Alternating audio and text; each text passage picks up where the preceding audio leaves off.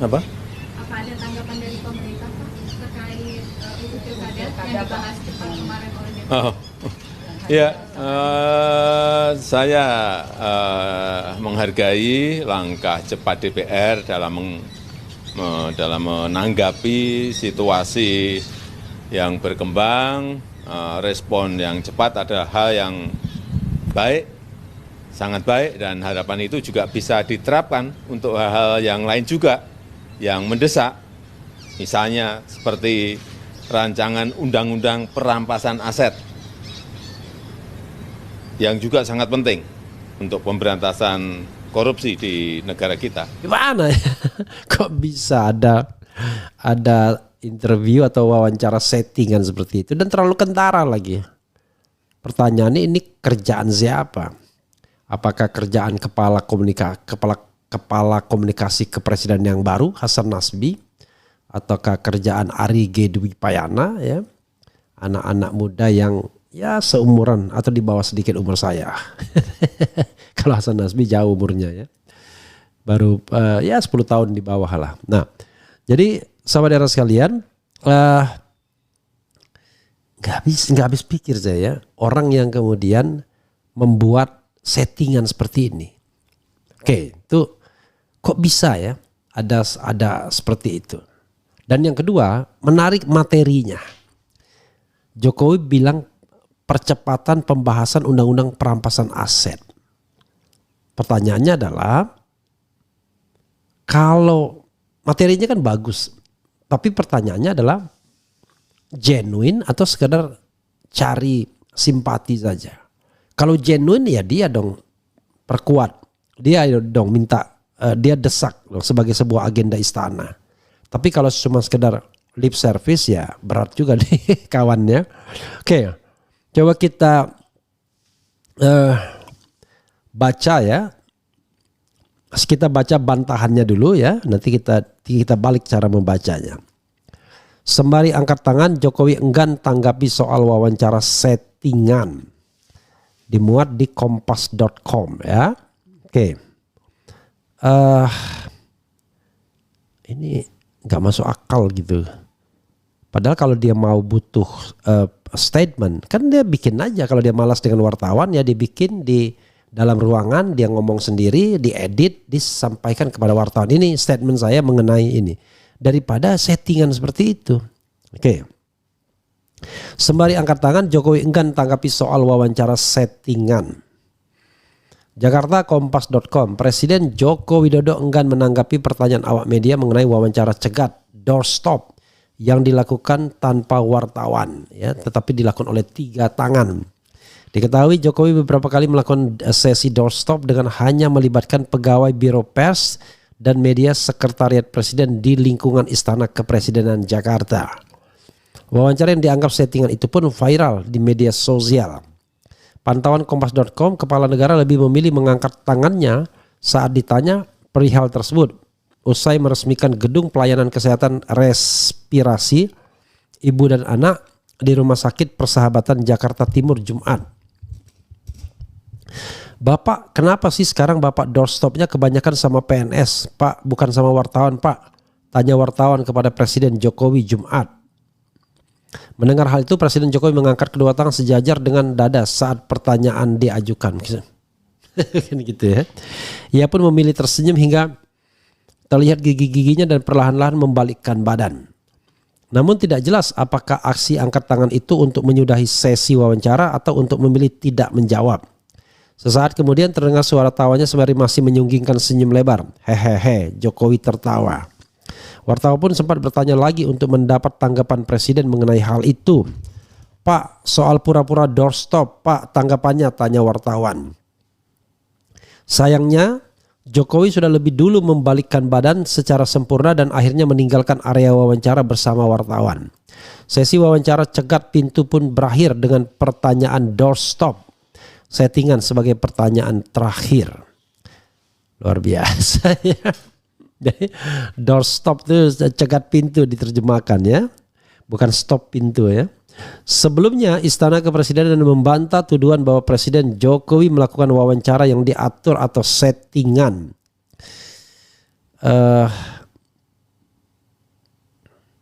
Apa lagi ya?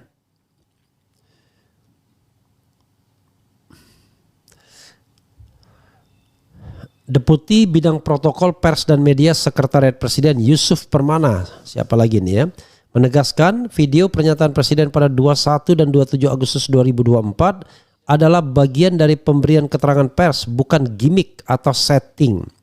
Tidak ada gimmick apalagi settingan. Bukankah pernyataan Presiden dalam dua video itu dalam rangka memberikan keterangan pers, ujar Yusuf dalam keterangan tertulisnya kepada wartawan. Sebelumnya dalam waktu sepekan, Presiden Jokowi 2 kali memberikan pernyataan pers di Kompleks Istana Kepresidenan, Jakarta yang dikemas dalam format doorstop atau wawancara cegat.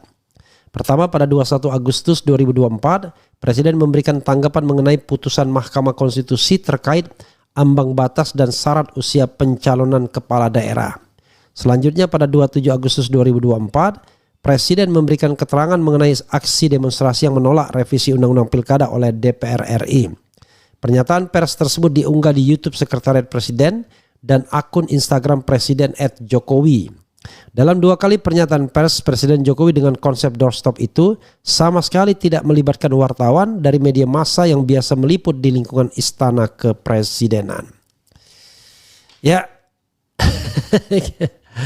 jadi ini ada juga ya. Jadi sobat era sekalian, pertanyaannya kenapa Presiden begitu? Nanti kita akan bahas ya sebentar lagi ya. Tapi dengan segala hormat. Dengan segala hormat ya. Heboh wawancara settingan akun medsos Jokowi dibanjiri komentar negatif. Ini dari fifa.co.id, tadi dari kompas.com. Kita bacakan sedikit ya. Presiden Joko Widodo lebih memilih untuk wawancara settingan ketimbang wawancara dengan wartawan di istana. Wawancara settingannya itu sudah 2 kali dilakukan Jokowi. Yang pertama pada 21 Agustus 2024, Jokowi yang mengenakan kemeja putih mengomentari soal keputusan atau bukan keputusan, putusan Mahkamah Konstitusi dan revisi Undang-Undang Pilkada oleh Balik DPR. Pada awalnya hal ini menjadi perbincangan di kalangan wartawan dan masyarakat sebab mic yang digunakan pada saat wawancara dinilai janggal lantaran tidak ada logo dari media. Begitupun pertanyaannya yang tidak kritis. Selain 1 pekan, Jokowi kembali lagi melakukan wawancara settingan pada 27 Agustus 2024. Jokowi melakukan doorstop mengenakan kemeja biru yang membahas soal RUU perampasan aset. Ya. Padahal pada saat itu wartawan atau jurnalis yang biasa ngeliput di istana sedang berada di ruang pers istana. Wawancara atau doorstop settingan ini kemudian memunculkan beragam komentar negatif di akun media sosial Instagram pribadi Jokowi. Doorstop ala-ala part 2, apa susahnya sih Pak doorstop beneran sama wartawan istana kayak CNN, Kompas, Metro TV One dan lain-lain. Kan seru, mic-nya jauh lebih berwarna. Nggak cuma mic karaoke kayak punya anakku di rumah, tulis salah satu komentar dari netizen. Luar biasa ya. Ada yang tahu reporter ini asalnya dari mana, tambah komentar dari akun lainnya. Banyak drama, wartawannya orang suruhan ya Pak biar terlihat nyata, tulis netizen lainnya. Ya, iya saudara sekalian, ini ada ini ya, ada Jokowi. Saya mengapresiasi langkah cepat DPR dalam merespons situasi yang sedang berkembang. Semoga kecepatan ini juga bisa diterapkan pada RUU perampasan aset yang juga penting untuk pemberantasan korupsi di tanah air. Luar biasa ya. RUU Undang-Undang Perampasan Aset. Jadi saudara sekalian, ada 2 hal yang ingin saya singgung ya. Ada 2 hal yang ingin saya singgung. Pertama, settingan. Yang kedua, benarkah Presiden Jokowi pro undang-undang perampasan aset? Perampasan aset. Karena itu memiskinkan koruptor, ya. Jadi saudara sekalian, kenapa harus settingan? Ini kan pertanyaan. Nah, saya dengan segala hormat ini mohon maaf ya. Memang Presiden Jokowi, mohon maaf sekali lagi tapi ya, tidak bisa dibandingkan dengan Anies Baswedan. Bahkan tidak bisa juga dibandingkan dengan Prabowo. Jadi karakter ini beda-beda ya. Anies adalah orang yang memiliki kemampuan narasi dan kaya informasi.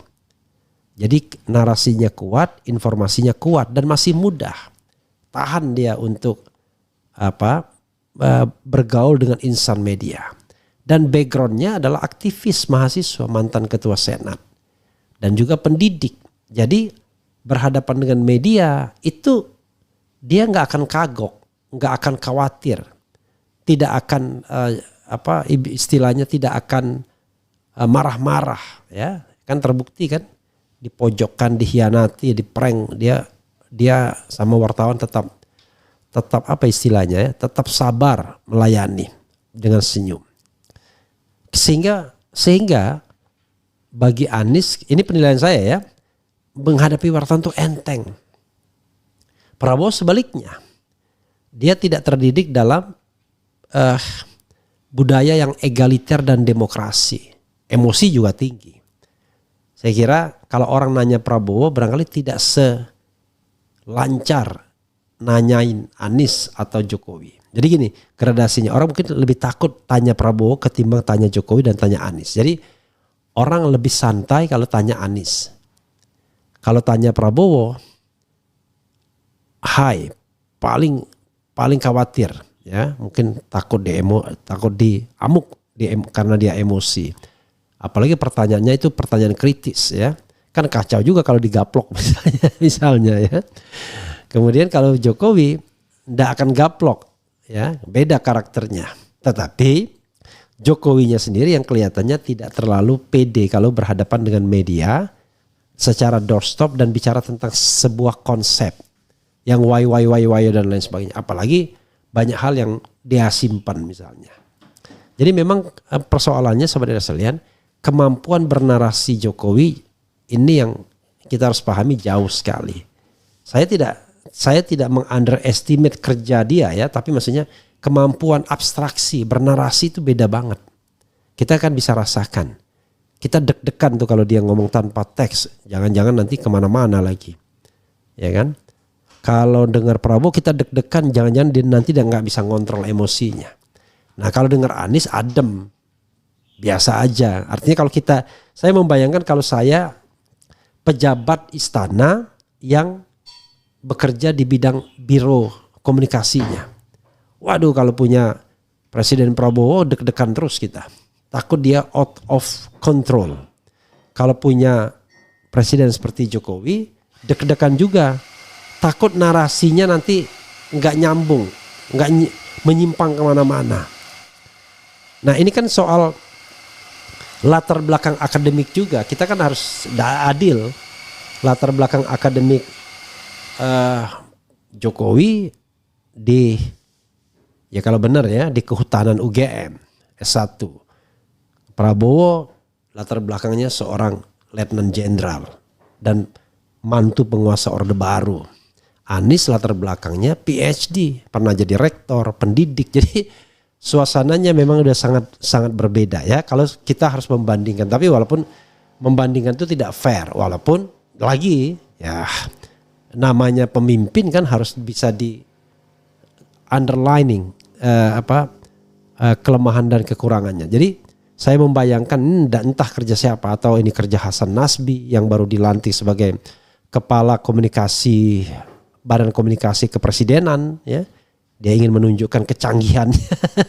Mulailah dia bikin yang begini ya, biar dapat apresiasi, atau kerja yang business as usual, atau Jokowi sendiri nggak mau, udah. Saya nggak mau bicara depan wartawan karena dia takut menghadapi pertanyaan yang kritis itu. Apalagi tanggal 21 kan. Tanggal 21 itu ya terkait sama bagaimana RUU Pilkada itu mau digolkan. Dan sudah digolkan di balik tanggal 21. Tapi 22 kan di demo dan kemudian tidak disahkan dalam paripurna. Oke, itu satu bagian. Bagian lainnya saudara sekalian, apa iya Presiden mau mendorong undang-undang percepatan pembahasan RUU perampasan aset? Kalau itu benar, saya apresiasi. Kalau itu lip service ya sudah, orang sudah mengatakan the king of lip service. Karena benar saya apresiasi, karena undang-undang itu ya ditunggu untuk memiskinkan koruptor. Dengan perampasan aset tersebut, maka harta-harta korupsi itu bisa diambil oleh negara, bisa disita negara. Nah ini yang kemudian berusaha dicegah oleh anggota DPR sendiri. Coba bayangkan ya, yang barangkali banyak juga terlibat tindak pidana korupsi. Kalau mereka dibuka semua sumber harta kekayaannya gelap semua, ya kan? Tidak bisa dipertanggungjawabkan antara profil pendapatan sebagai anggota DPR dengan kehidupan mewah yang mereka dapatkan, ya. Nah, ini juga yang menjadi persoalan.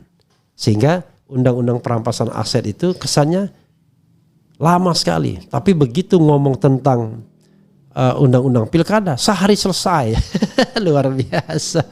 Lalu inilah kerja yang benar, yaitu pembuatan undang-undang itu memang harus cepat dengan sederhana, ya, dan lain sebagainya. Padahal kita tahu, ya, DPR selalu begitu. Kalau agenda untuk bagi-bagi kenikmatan di antara mereka, bagi-bagi jabatan cepat. Seperti revisi undang-undang MD3 tempo hari yang lalu tahun 2014 yang membuat Puan Maharani nggak bisa jadi ketua DPR karena diubah di tengah jalan setelah hasil pemilu diketahui. Dan pola yang sama mungkin juga bisa dilakukan kalau PDIP tetap mengajukan Anies Baswedan sebagai calon atau menjadi bagian dari politik ancam-mengancam atau politik sandera tersebut. Jadi saudara sekalian, betapapun Presiden Jokowi mengatakan, ya saya kan nggak tahu apa-apa urusan internal, maka kata orang Jawa ya itulah nyilih tangan itu, ya, minjem tangan orang untuk menggebuk misalnya.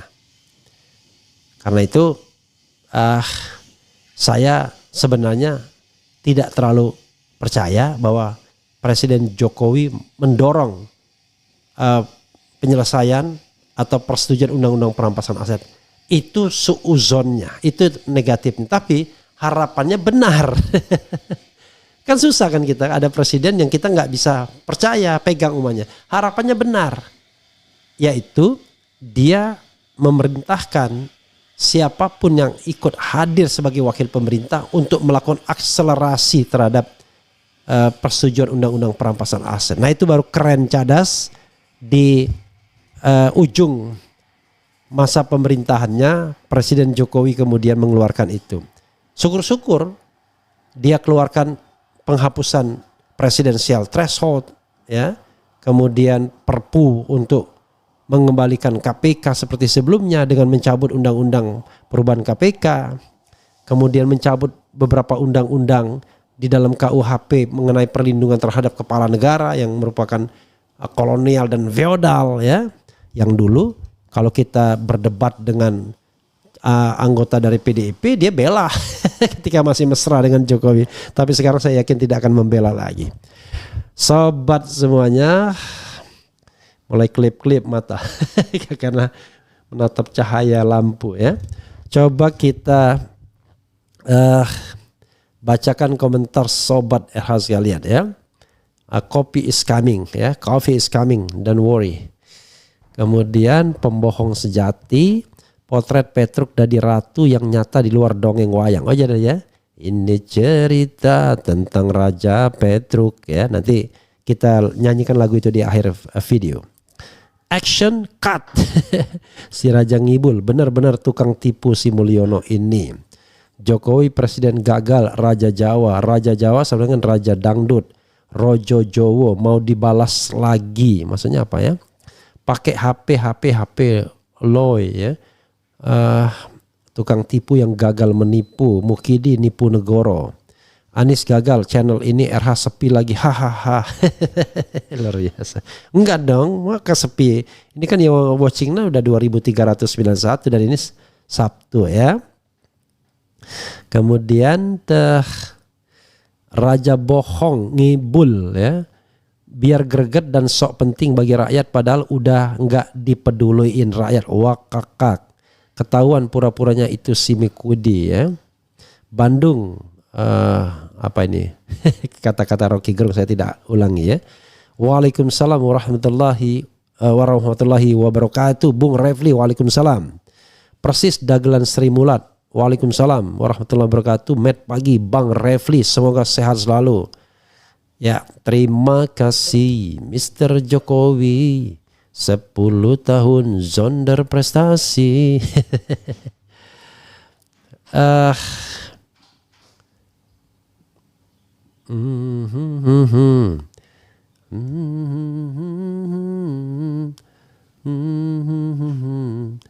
Na na na na na.